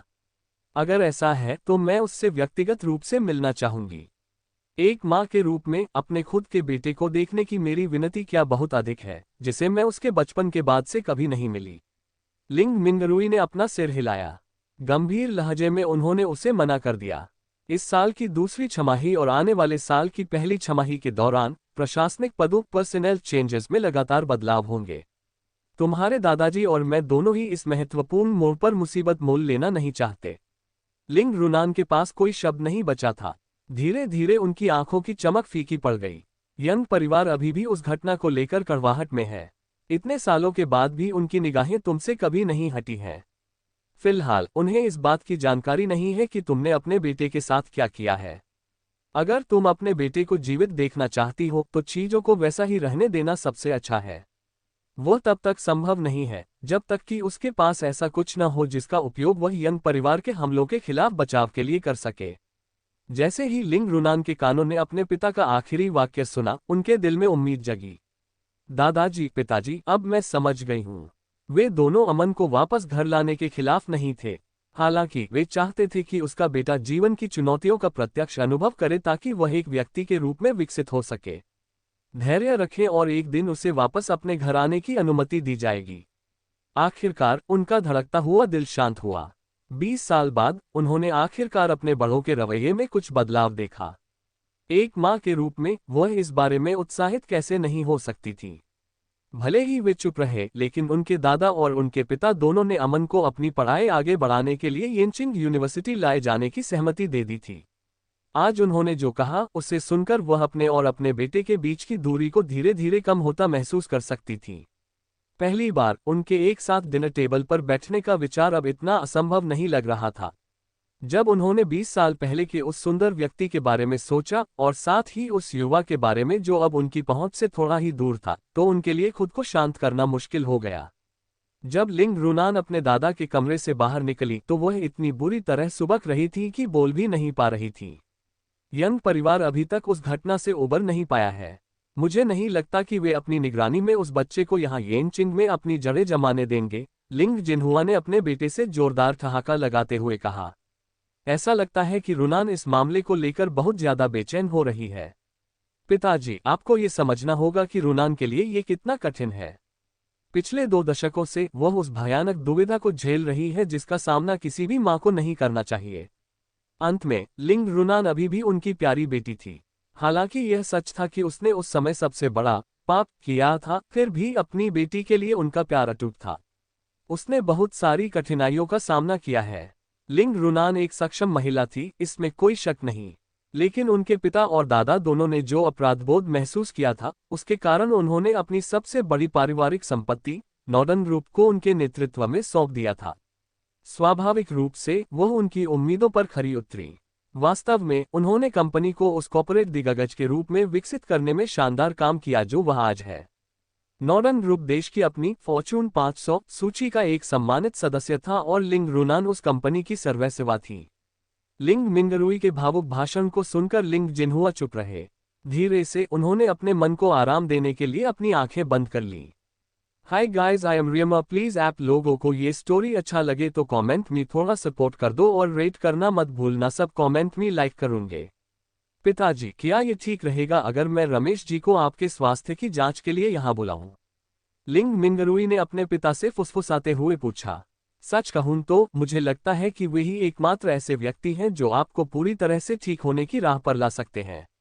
यह विचार कोई नया नहीं था। हालांकि अपनी सुरक्षा के साथ साथ कई अन्य परस्पर जुड़े मुद्दों की चिंताओं के कारण उन्हें ये सुझाव देने का मौका नहीं मिला था। वे यहाँ कभी नहीं आएंगे। लिंग जिनहुआ ने अपना सिर हिलाते हुए जवाब दिया। क्या आपको लगता है कि वे अभी भी हमारे परिवार के खिलाफ कड़वाहट पाले हुए हैं? लिंग मिंगरुई ने भौहें सिकोड़ते हुए पूछा। लेकिन मुझे नहीं लगता कि वे ऐसे व्यक्ति हैं। आखिरकार उन्होंने अपने पोते को येनचिंग लौटने की अनुमति दे दी है, लिंग जिनहुआ ने मुस्कुराते हुए कहा। लिंग मिंगरुई को बात समझ में आए। तो वे उस बच्चे को इतने गुप्त तरीके से हमारे पास वापस भेजने की योजना बना रहे हैं। अगर वह लड़का खुद को पर्याप्त सक्षम साबित करता है तो उसे हमारे घर वापस आने की अनुमति देने में कोई समस्या नहीं होनी चाहिए। पिताजी, अब मैं समझ गया हूँ। लिंग मिंगरुई ने राहत की सांस ली। फिर सावधानी से उन्होंने पूछा, क्यों न मैं उस लड़के को खुद आपके स्वास्थ्य की जांच करने के लिए बुलाऊं? शायद हमारे लिए कोई सरप्राइज इंतजार कर रहा हो। उसके लिए इंतजार करना होगा। लिंग जिनहुआ ने अपने बेटे के प्रस्ताव को ठुकराया नहीं, लेकिन वे अपनी प्रतिक्रिया जल्द देने की योजना भी नहीं बना रहे थे। मैं तुम्हें बता रहा हूं, मैं इतनी जल्दी नहीं मरने वाला। ठीक है, अगर वह आपकी बीमारी का सफलतापूर्वक इलाज कर देता है तो मुझे संदेह है कि बहुत से लोग उसके हमारे परिवार में लौटने का विरोध करेंगे। वे बुजुर्ग लिंग परिवार का आधार स्तंभ थे। इतना ही नहीं, वे देश की एक महत्वपूर्ण शख्सियत भी थे। उनकी उपस्थिति ही लिंग परिवार के सभी बच्चों को एक साथ लाती थी और वे एक ऐसे व्यक्ति थे जिनका बहुत से उच्च पदस्थ अधिकारी सम्मान करते थे और उनकी बहुत परवाह करते थे। जो कोई भी बुजुर्ग की बीमारी का इलाज करने और बाद में उन्हें पूरी तरह से ठीक करने में सफल होता, वह न केवल शक्तिशाली लिंग परिवार को अपना ऋणी बना लेता, बल्कि उसे एक राष्ट्रीय नायक के रूप में भी सराहा जाता। तुम्हारी बेटी जल्द ही इसे समझ जाएगी। लिंग जिनहुआ चमकते चेहरे के साथ मुस्कुराए, लेकिन उनकी आंखें बंद रहीं। मुझे आशा है कि वह कोई और ऐसी लापरवाही भरी योजना न बनाए जिससे हमारे लिए चीजें और खराब हो जाएं। लिंग मिंगरुई ने आह भरी। मुझे डर है कि वह अपने बेटे को देखने की अपनी इच्छा को अब और नियंत्रित नहीं कर पाएगी। जैसे ही वह ऐसा करेगी, यंग परिवार निश्चित रूप से साए से बाहर निकल आएगा। नहीं, मुझे नहीं लगता कि वह ऐसा करेगी। मुझे हमारी प्यारी रुनान पर पूरा भरोसा है, लिंग जिनहुआ ने उन्हें आश्वस्त किया। बुजुर्ग ने फिर आह भरी। वह अब वह छोटी लड़की नहीं रही जिसे तुम समझ रहे हो। क्या मुझे तुम्हें याद दिलाने की जरूरत है कि वह पहले से ही अपने 40वें वर्ष में है और उसका बेटा 20 साल का हो चुका है। हे, आज तक भी उसे उस बात का कभी पछतावा नहीं हुआ जो उसने तब की थी। अगर उसे पछतावा होता तो वह अब मेरी पोती नहीं होती, वह केवल तुम्हारी बेटी होती। लिंग मिंगरुई कुछ देर के लिए अपने विचारों में डूब गए और फिर अपने पिता से एक सवाल किया। पिताजी, आपको क्या लगता है कि वह बच्चा किस तरह का व्यक्ति है? खैर, रमेश जी का पोता बुरा तो नहीं होगा, है ना? लिंग जिनहुआ की आंखें अचानक खुल गईं, जिससे उनकी आंखों में एक चमक दिखाई दी। रमेश लुओ लिनसेंग उन 3 पुरुषों में से एक हैं जिनके लिए मेरे मन में अत्यधिक सम्मान है। इसलिए मुझे विश्वास है कि उन्होंने एक बेहतरीन युवक को पाल पोस कर बड़ा किया होगा। मैं सहमत हूँ, लिंग मिंगरुई ने सिर हिलाया। तो फिर मुझे उसे देखने के लिए कुछ लोगों को लगाना चाहिए। हम देखेंगे कि वह वास्तविक दुनिया में कैसा प्रदर्शन करता है। मुझे लगता है कि यंग परिवार को जल्द ही इसका पता चल जाएगा। लिंग जिनहुआ हंसे। फिर भी मुझे नहीं लगता कि हमें ज्यादा चिंता करने की जरूरत है। अगर वह बच्चा वास्तव में इतनी हल्की हवा के खिलाफ लड़खड़ा जाता है, तो मुझे लगता है कि उसकी पहचान जानने वाले हर व्यक्ति के लिए वह उपहास का पात्र बन जाएगा। लिंग मिंगरुई बुजुर्ग के शब्दों से चकित रह गए। तब उसके पिता पहली बार यहाँ येनचिंग आए थे। इसके बावजूद वे तुम्हारी बेटी का दिल जीतने में सफल रहे, जिसने दूसरे पुरुष से सगाई होने के बावजूद उनके बच्चे को जन्म दिया। मुझे विश्वास है कि उस बच्चे के जीन अच्छे प्रकार के हैं। अगर उसमें अपने पिता के गुण भी नहीं हैं, तो मुझे संदेह है कि वह हमारी चिंता के योग्य होगा। लिंग जिनहुआ ने अपनी आंखें बंद करने से पहले कहा। पिताजी, अब आपको सच में आराम करना चाहिए। मैं अब बाहर जाने वाला हूँ। बिना एक भी शब्द बोले लिंग मिंगरुई हल्के कदमों से कमरे से बाहर निकल गए। जब लिंग मिंगरुई कमरे से बाहर निकले तब तक लिंग रुनान काफी समय पहले ही जा चुकी थी। शी एनहुआ उनका अभिवादन करने आई थी। क्या आप इतने सालों के बाद भी उन्हें मिलने की अनुमति न देकर काफी पत्थरदिल नहीं बन रहे हैं? उन्होंने फुसफुसाते हुए पूछा। मैं समझती हूँ कि उसे अपने परिवार में लौटने की अनुमति क्यों नहीं है, लेकिन ये देखते हुए कि आप सभी एक ही शहर में रह रहे हैं, मुझे यकीन है कि इस तरह प्रतिबंधित रहने से उसका दिल टूट गया होगा। यह माँ और बच्चे दोनों की भलाई के लिए है। लिंग मिंगरुई ने आह भरी। मुझे पता है कि रुनान मेरे फैसले को समझेगी। एक महिला के रूप में मुझे समझ नहीं आता कि आप पुरुष कभी कभी क्या सोचते हैं। अचानक शी एनहुआ थोड़ी उत्तेजित लग रही थी। मुझे अपनी बेटी पर दया आती है, जिसने पिछले 20 साल पूरी तरह अलगाव में गुजारे हैं। अपने पुरुष या अपने बेटे को न देख पाना, मैं समझ सकती हूँ कि वह कितने दर्द से गुजर रही है। मैं भी अपने दामाद और अपने प्यारे पोते से मिलना चाहूंगी। ओह, मेरी कितनी इच्छा है कि वह बच्चा अपने परदादा को उनके 90वें जन्मदिन पर बधाई दे। हमारे मामलों में दखल देना बंद करो। लिंग मिंगरुई की आवाज में अब गुस्सा था। हालांकि ये देखते हुए कि उनकी आंखें लाल होने लगी थीं, वे एक गुब्बारे की तरह फुस हो गए। ये बुजुर्ग का फैसला था। तुम्हें खुद इसके बारे में ज्यादा चिंता नहीं करनी चाहिए। सब कुछ ठीक हो जाएगा, मैं वादा करता हूँ। लिंग मिंगरुई का आशावादी जवाब सुनकर शी एनहुआ ने राहत की सांस ली। अमन बेशक उस चेन रिएक्शन से पूरी तरह बेखबर था जो आज की घटना से शुरू हुई थी। जब पूजा लिंग रुनान से मिल रही थी तब वह पहले ही अपने हॉस्टल लौट आया था। आज रात उसका हॉस्टल का कमरा आश्चर्यजनक रूप से जीवंत था। दूसरे कमरों से कुछ अन्य लड़के भी आ गए थे और बीच में जमा होकर मस्ती कर रहे थे। मेज पर स्नैक्स की प्लेटें और बियर का ढेर लगा हुआ था, जिसके चारों ओर बैठकर लड़के गप्पे मार रहे थे। ओह, आखिरकार तुम घर आ गए, बड़े बॉस। और मैंने सोचा था कि तुम्हें बंधक बनाकर ले जाया गया होगा। काओ जियानहुई, जिसका चेहरा अब शराब के कारण लाल हो चुका था, अमन के कमरे में कदम रखते ही उसके कंधे पर हाथ रख दिया। आओ पियो मेरे भाई, हम तुम्हारे बारे में ही बात कर रहे थे, पता है। किस बारे में, अगर मैं पूछ सकूं? अमन ने काओ जियानहुई द्वारा बढ़ाई गई बियर की बोतल स्वीकार कर ली। अपने बिस्तर के किनारे बैठकर उसने पूछा, तुम लोग क्या बात कर रहे थे? रिया ने तुम्हें अभी क्यों बुलाया था? काओ जियानहुई ने उत्सुकता से पूछा। मेरे दादाजी ने एक बार उसके दादाजी की बीमारी का इलाज किया था। वह जानती है कि मैं यहाँ पढ़ता हूँ और उसके बुजुर्ग मुझसे मिलना चाहते थे। मैं उसके बाद सीधा यहाँ वापस आ गया। अमन उसके बारे में या जो कुछ हुआ था उसके बारे में उन्हें बहुत कुछ बताने के लिए तैयार नहीं था। वास्तव में उसने जानबूझकर विषय को किसी असंबद्ध चीज की ओर मोड़ने की कोशिश की, जिसे उसके अर्धनशे में धुत दोस्तों ने तुरंत पकड़ लिया। तुम लोग आखिर किस बारे में बात कर रहे हो? ओह हो, तुम छोटे बदमाश। काओ जियानहुई ने शरारती निगाहों से उसकी ओर देखा, लेकिन शुक्र है कि उसने इस बार अपने दोस्त को जाने देने का फैसला किया। क्या तुम्हें नहीं पता, तुम अब कैंपस के सेलिब्रिटी बन गए हो? काओ जियानहुई ने शरारत से उससे कहा। स्कूल फोरम पर ढेरों थ्रेड्स चर्चाएं शुरू हो गई हैं, जिनमें सिर्फ तुम्हारे बारे में बात हो रही है और वे सब लड़कियों ने बनाई हैं। वे कह रही थी कि तुम कितने आकर्षक हो और वे तुम्हें कैंपस का सबसे हैंडसम लड़का या ऐसा ही कुछ नॉमिनेट करने वाली थी। कुल मिलाकर मेरे दोस्त, उन्होंने तुम्हें ढूंढ निकाला है।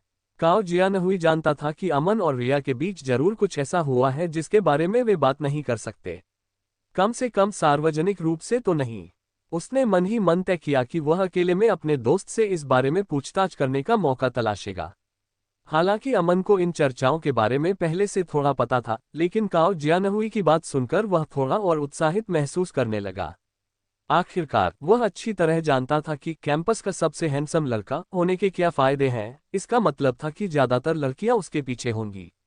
सही कहा बड़े बॉस, उनमें से बहुत सी अब तुम्हारी फैन बन गई हैं।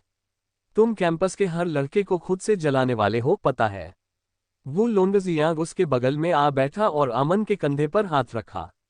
दुनिया इतनी नाइंसाफी वाली जगह क्यों है? मतलब, मुझे देखो, क्या मैं उतना ही आकर्षक नहीं हूं? क्या मेरा चेहरा लड़कियों को दीवाना बनाने के लिए काफी नहीं है?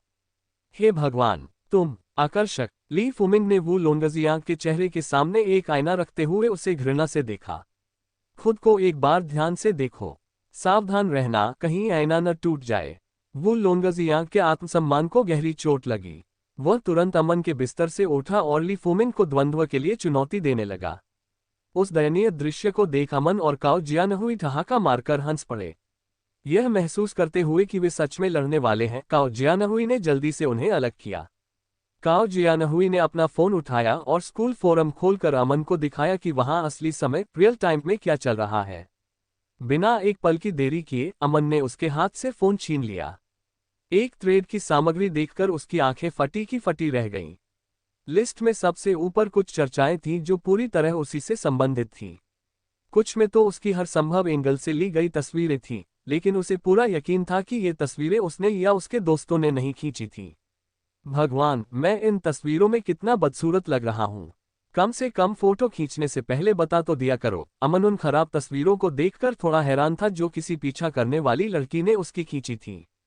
हे, मुझे लगता है कि बहुत सी लड़कियां अब तुम में दिलचस्पी ले रही हैं, काओ जियानहुई ने अमन को एक और थ्रेड दिखाते हुए कहा। इसे देखो, उनमें से कितनी सारी इस बारे में बात कर रही हैं कि तुम कितने अच्छे इंसान हो। कुछ तो तुम्हारा दिल जीतने की योजनाएं भी बना रही हैं। जल्द ही कैंपस के हर व्यक्ति की जुबान पर तुम्हारा नाम होगा। बड़े बॉस, मुझे लगता है कि तुम्हें अब बाहर ज्यादा निकलना चाहिए।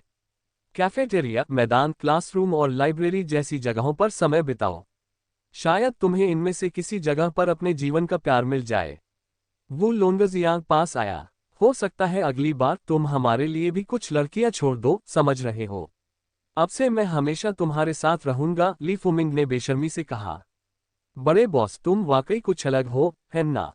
रातों रात सेलिब्रिटी बन गए जबकि तुम कैंपस में थे भी नहीं। काश मैं तुम्हारी जगह होता। इस बार काओ जियानहुई के चिल्लाने की बारी थी। अरे बाप रे, किसी ने अभी अभी येनचिंग की सबसे सुंदर लड़की के लिए अपने प्यार का इजहार किया है क्या? कमरे में मौजूद हर कोई दंग रह गया। अमन भी पलक झपकते ही वहां पहुंच गया। एक लाइव ट्रेड शुरू हुआ था जिसमें ल्यू वेइंगुआन, जो स्कूल के ग्लोबल ट्रेडिंग प्रोग्राम का एक लोकप्रिय छात्र था, नेहा के सामने अपने प्यार का इजहार कर रहा था, जिसे कई लोगों ने यूनिवर्सिटी का सबसे सुंदर चेहरा माना था। लाइव वीडियो में ल्यू वेइंगुआन लड़कियों के हॉस्टल के बाहर 999 गुलाबों और लगभग 100 मोमबत्तियों के साथ खड़ा था, जिन्हें एक बड़े दिल के आकार में सजाया गया था। ट्रेड शुरू करने वाले का नाम रन पिंगी रन था और ट्रेड का शीर्षक था एक येनचिंग यूनिवर्सिटी के छात्र का उसकी इकलौती देवी के सामने प्रेम प्रस्ताव। उस ट्रेड की सामग्री देखकर अमन गुस्से से उबलने लगा। चर्चा में नेहा की एक फोटो पोस्ट की गई थी जो इतनी सुंदर लग रही थी कि उसे देखकर कई लोगों की सांसें थम गईं। वह फोटो हॉस्टल की इमारत की पहली मंजिल पर चिपकाई गई थी, जिसके सामने वह खड़ा था, और दूसरी मंजिल पर खुद अमन की फोटो लटकी हुई थी। अंत में अमन पहचान पाया कि यह साहसी व्यक्ति कौन था। ये वही लड़का था जिससे वह और नेहा झील के किनारे टहलते समय मिले थे।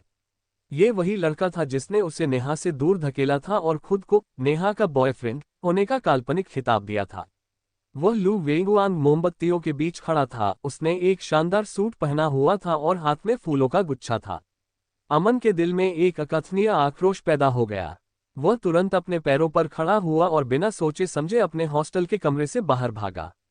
बड़े बॉस, तुम क्या कर रहे हो? काओ जियानहुई, जिसकी दिलचस्पी उस ट्रेड में बढ़ गई थी, अमन की इस अजीब प्रतिक्रिया से दंग रह गया, लेकिन उसका दिमाग अमन के विचारों को पकड़ने में सफल रहा। हे, तुम लोग अभी भी अपने फोन पर क्या देख रहे हो? हम अभी उस जगह जा रहे हैं। ये कहकर काओ जियानहुई अमन के पीछे भागा और उसे अपनी गति धीमी करने के लिए कहता रहा ताकि वह उसके साथ चल सके।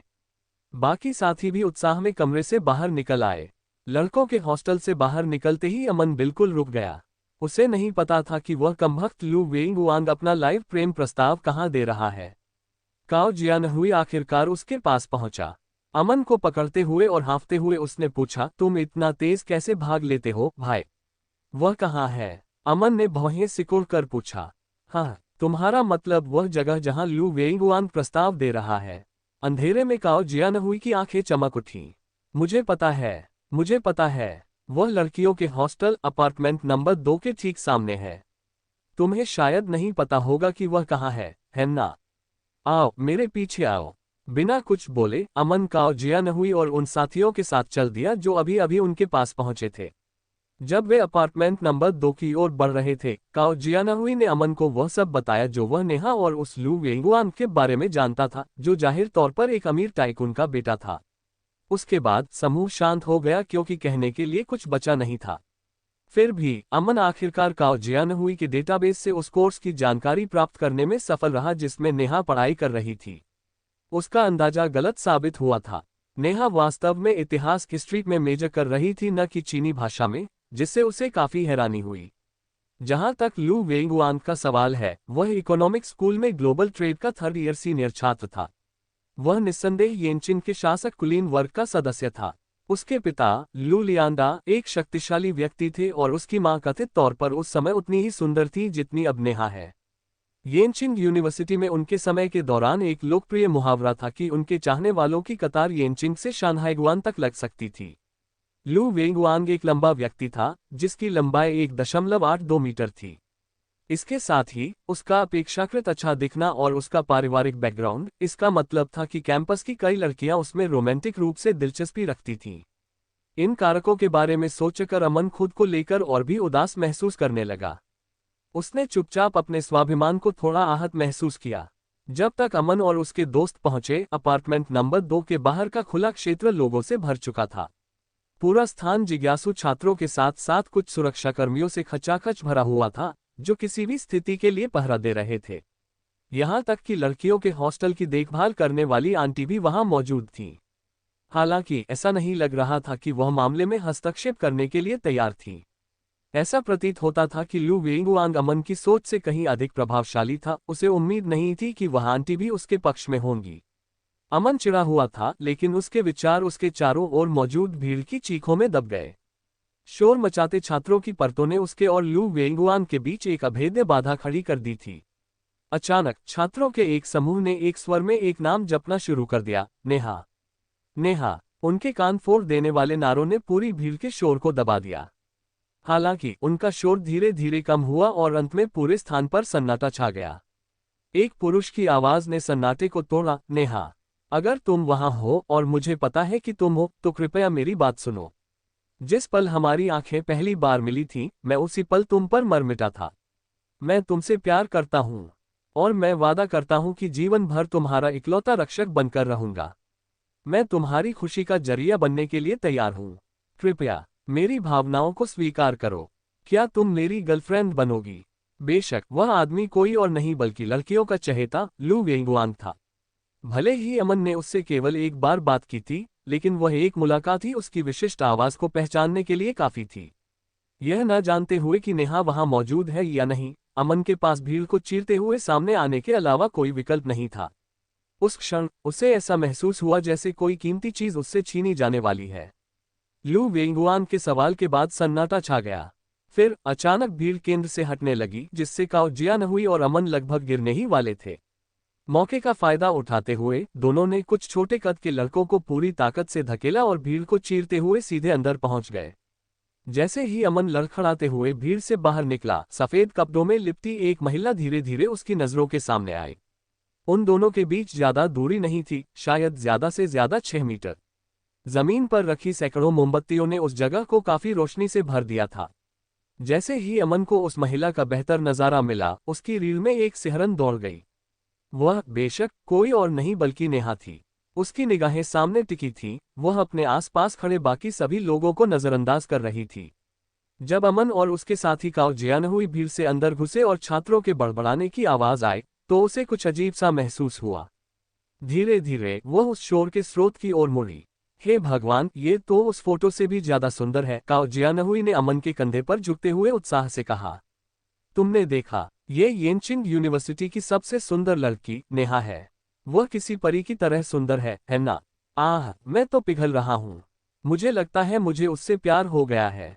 मैं क्या करूँ? हाँ, आह है। चूंकि वह अपनी ओर आ रही नेहा को देखने में बहुत व्यस्त था, काओ जियानहुई ने इस बात पर ध्यान नहीं दिया कि अमन कितना अजीब व्यवहार कर रहा था।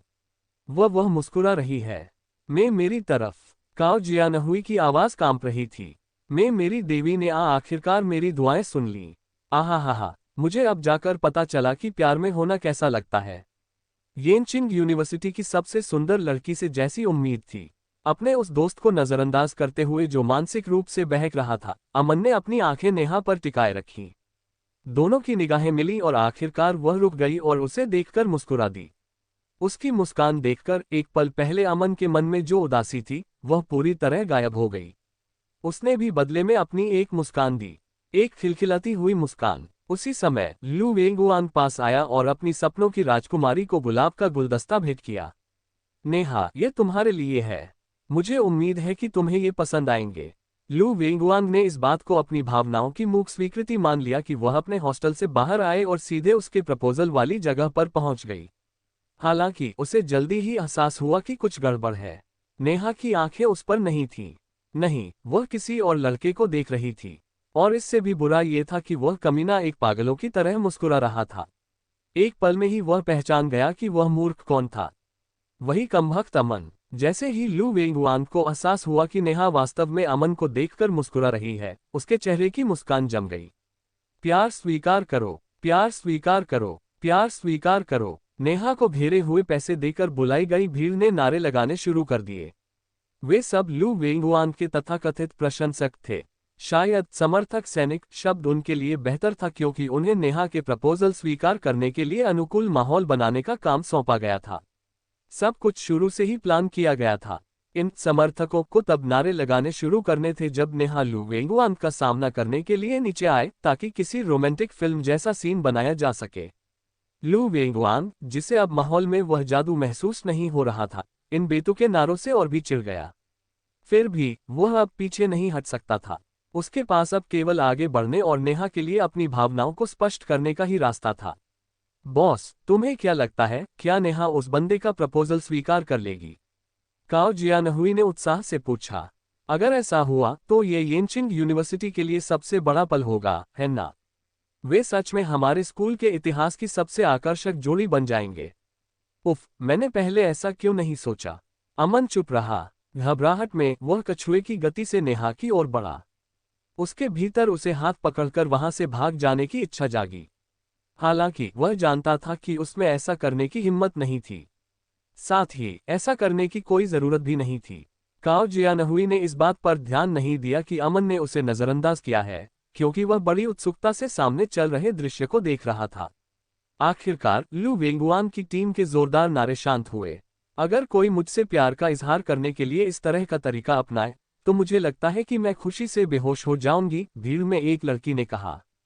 यह बहुत रोमांटिक है, बहुत प्यारा। मैं इसे कभी नहीं भूलूंगी। जल्दी उसका प्यार स्वीकार कर लो। नहीं, ऐसा मत करो, एक लड़के ने दुखी होकर कहा। नेहा मेरी देवी है। मुझे पता है कि मैं कभी उसका बॉयफ्रेंड नहीं बन पाऊंगा, लेकिन मैं उसे किसी और आदमी के साथ भी नहीं देखना चाहता। अगर ऐसा हुआ तो मैं इस यूनिवर्सिटी में अगले 2 साल कैसे जी पाऊंगा? एक दूसरी लड़की ने उस लड़के को जवाब दिया, हाँ, मुझे भी उम्मीद है कि नेहा लू वेंगुआन को ठुकरा दे, क्योंकि वह मेरा आदमी है। अगर उसे कोई और लड़की मिल गई तो मैं कैसे जीऊंगी? जैसे जैसे भीड़ गप्पे मार रही थी, शालीन नेहा ने एक रानी की तरह अपना हाथ आगे बढ़ाया और लू वेंगुआन, मुझे फूल पसंद नहीं है, नेहा ने एक ठंडी और शत्रुतापूर्ण नजर के साथ कहा। फिर बहुत तेज नहीं लेकिन एकदम साफ आवाज में उसने असहज हो चुके लू वेंगुआन से कहा, ये सब बंद करो, अपने कमरे में वापस जाओ। उसके जवाब का इंतजार किए बिना ही वह मुड़ी और चली गई। मुड़ते समय उसने उस जगह की ओर एक नजर डाली जहां अमन खड़ा था। उसकी आंखें पूरे समय उसी पर टिकी रहीं। उसकी नजरों को महसूस करते हुए अमन के चेहरे पर एक भोली और हल्की मुस्कान आ गई। जैसे ही नेहा ने अपना मुंह खोला, हर कोई खामोश हो गया। उसे जोर से चिल्लाने की जरूरत नहीं थी क्योंकि वहां मौजूद हर व्यक्ति उसका संदेश स्पष्ट रूप से समझ गया था। उसने उसे ठुकरा दिया था।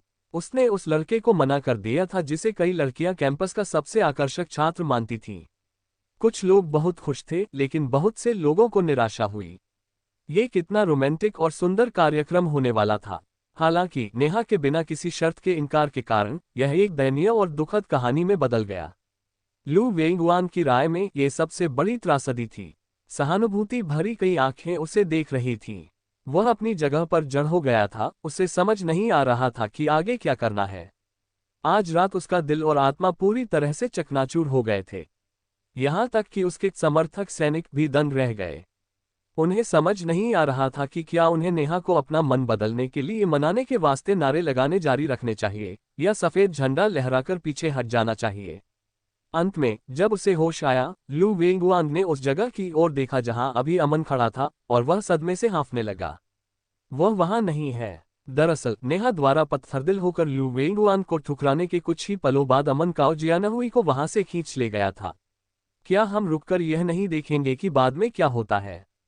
काओ जियानहुई ने पूछा। मैं बस उस बंदे को नाकाम होते देखना चाहता हूं, समझ रहे हो? भगवान, खुद से बेहतर किसी इंसान को इस तरह खिलौना बनते देखना कितना अच्छा लगता है।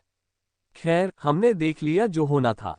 क्या होगा अगर वह अचानक हमें ही अपना पंचिंग बैग बनाने का फैसला कर ले? अमन की बातों ने काओ जियानहुई की दिलचस्पी जगा दी। उत्सुकता से उसने पूछा, बॉस, क्या ऐसा हो सकता है कि सच में तुम्हारा नेहा के साथ कोई गुप्त रिश्ता हो? अब जाकर उसे असलियत समझ आई थी। नेहा अभी उसे देखकर नहीं मुस्कुरा रही थी। नहीं, उसने एक बड़ी गलती कर दी थी। वह अमन को देखकर मुस्कुरा रही थी और अमन के सुंदर लुक के साथ साथ लड़कियों के बीच उसकी अचानक बढ़ती लोकप्रियता को देखते हुए ये कहना गलत नहीं था कि नेहा शायद उसके प्यार में पड़ गई हो। इस विचार ने काओ जियानहुई के सीने में एक आग सुलगा दी।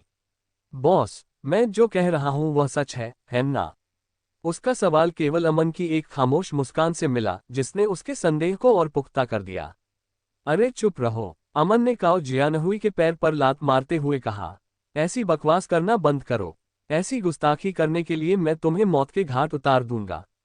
काओ जियानहुई का चेहरा दर्द से उखड़ गया और वह अपने पैर की उस जगह को सहलाने लगा। बॉस, क्या यह अच्छी बात नहीं है? अगर तुम नेहा को हासिल करने में कामयाब हो जाते हो तो तुम पूरी यूनिवर्सिटी को चौंका दोगे।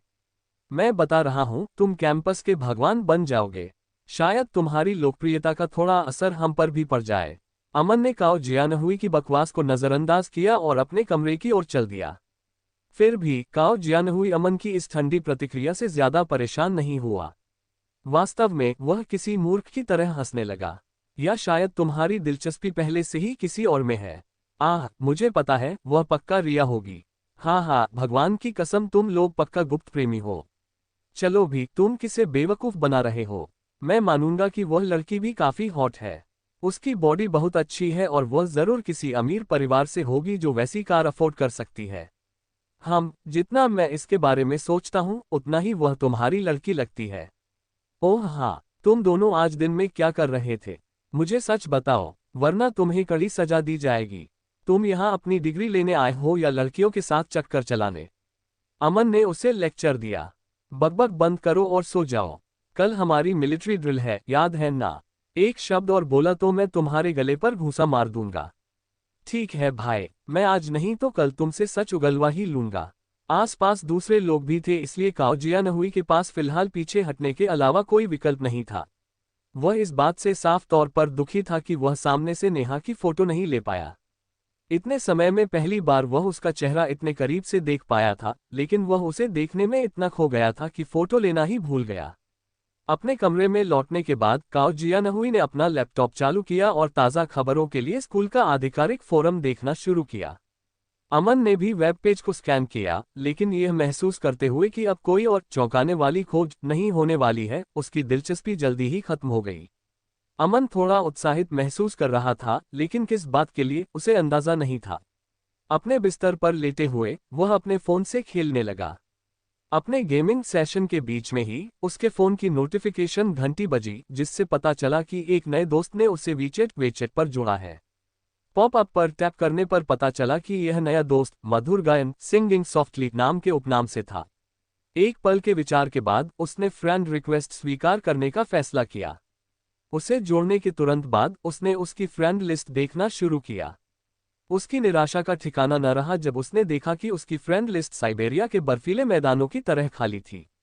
और भी बुरा यह था कि अमन द्वारा कितना भी स्क्रॉल और टैप करने के बावजूद उस नए दोस्त की एक भी फोटो वहां नहीं थी। जैसे ही वह निराश होकर फोन रखने वाला था, मधुर गायन ने उसे एक मैसेज भेजा। आपकी मदद के लिए धन्यवाद। आप सच में एक पवित्र उपचारक के वंशज हैं।